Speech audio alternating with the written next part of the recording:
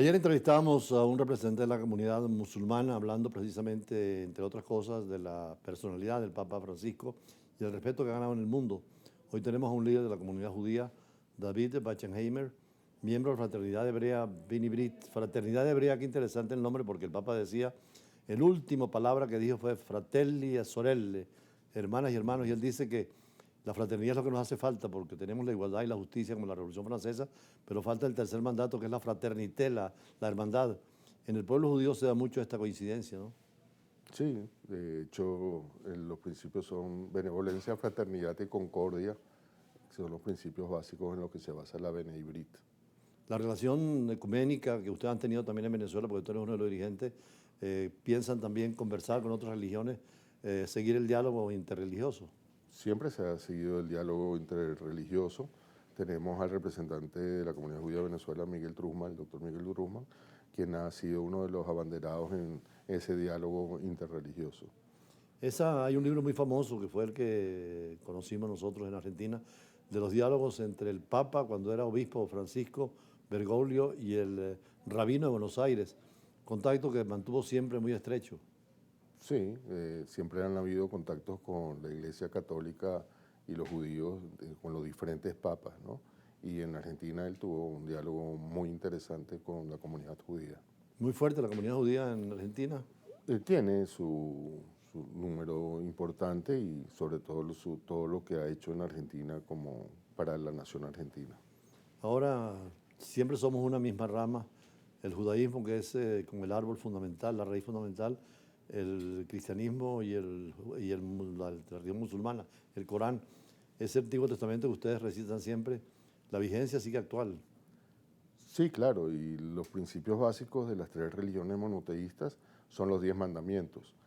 El mundo sería diferente si solo se cumplieran los 10 mandamientos en todo nuestro globo. No tendríamos el caos que tenemos en este momento en En estos días nuestro veía un mundo. trabajo sobre la inteligencia artificial que decía que Dios nos ha permitido tener la inteligencia artificial, pero que así como el pueblo hebreo le abrió el mar rojo, inmediatamente le puso las 12 tablas de la ley.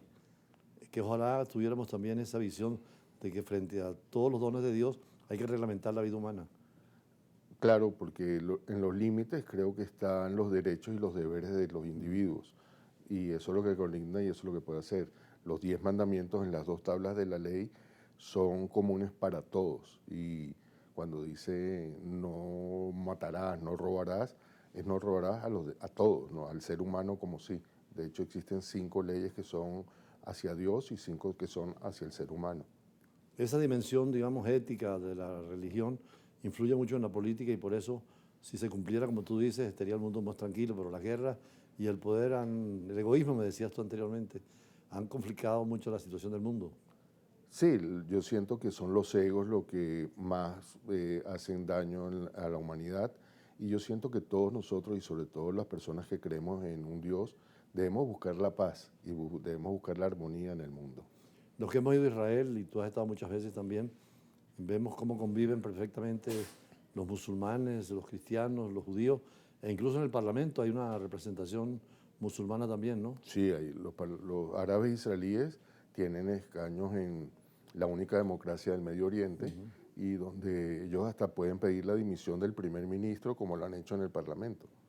Y en cuanto a la comunidad judía en el mundo, para que nos expliques esa doble visión, porque hemos estado ahora en la Pascua, que coincidió con la católica y casi con el Ramadán, esa visión de los dos grupos fundamentales de sefarditas y eskenazis, que lo vimos en la comida y en las cenas, la diferencia que hay, cómo se manifiesta también dentro de la unidad religiosa, pero en la expresión cultural.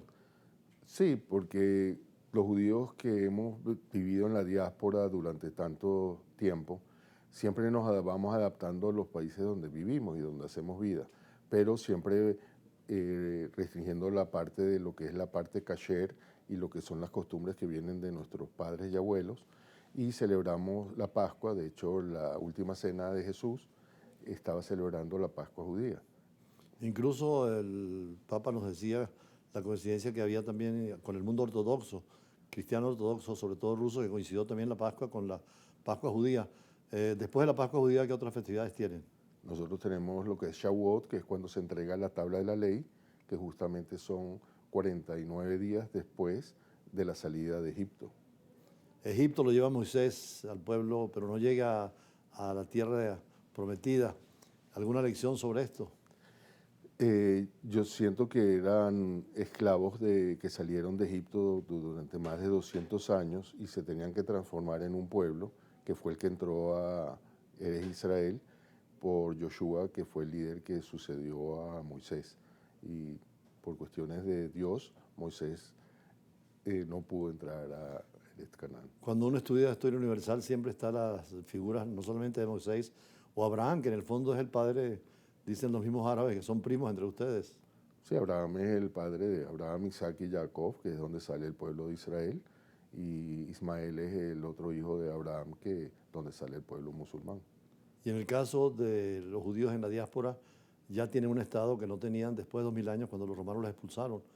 Ese estado puede convivir, de hecho hay unos protocolos de Abraham, una posibilidad de tener relaciones con todo el mundo árabe y judío. Siento que la paz es algo que es un camino que va a ser indetenible para la humanidad y claro que se conviven. Israel es el ejemplo más importante donde tienes árabes, cristianos, musulmanes y de otros tipos de religiones y creencias que viven en perfecta armonía. Por cierto, en los cursos de ustedes me parece interesante esa apertura que han tenido con los jóvenes para estudiar el fenómeno judío y no solamente como religión, sino en cultura y civilización. Sí, la cultura judía es algo muy rico y a veces como pareciera que hemos tenido una cajita negra oscura y la idea es abrir y que la gente sepa y que pueda entender y comprender desde la profundidad del conocimiento y tomar sus decisiones y ver que todo está bajo la ley y bajo el respeto mutuo y sobre todo hacia el desarrollo de la humanidad. Yo pienso que el desarrollo individual y el respeto hacia las creencias de cada uno es lo más importante que tenemos. Para terminar, tú que eres David, ¿qué diferencia entre David y Salomón? David y Salomón. Bueno, Salomón fue el hijo del rey David y yo siento que es la continuidad de poder seguir teniendo los principios morales, éticos de nuestros padres y transmitírselo no solo a nuestros hijos, sino a nuestros nietos. Quedan testimonios de los templos allí todavía. Así es. ¿Qué más tenemos entonces para terminar en los cursos, invitar a los jóvenes a participar? Yo siento de que todos debemos buscar la información completa antes de emitir juicios y sobre todo en este mundo de inmediatez y superficialidad, siento que todos que amantes de la paz y la tolerancia y la convivencia debemos trabajar para poder tener un mundo mejor. Precisamente la entrevistada posterior es una profesora que va a hablar de ese mundo artificial virtual en donde estamos separando a las familias y al ser humano en lo más íntimo y en el contacto personal. Gracias a David por este encuentro. Siempre es interesante conversar sobre la religión y sobre todo el diálogo interreligioso. David Backenheimer, miembro de la comunidad judía de Venezuela, y ya volveremos a hablar, sobre todo en los cursos que participamos con tantos jóvenes de distinto horizonte político, ideológico y religioso. Muchas gracias. Gracias. Ya regresamos.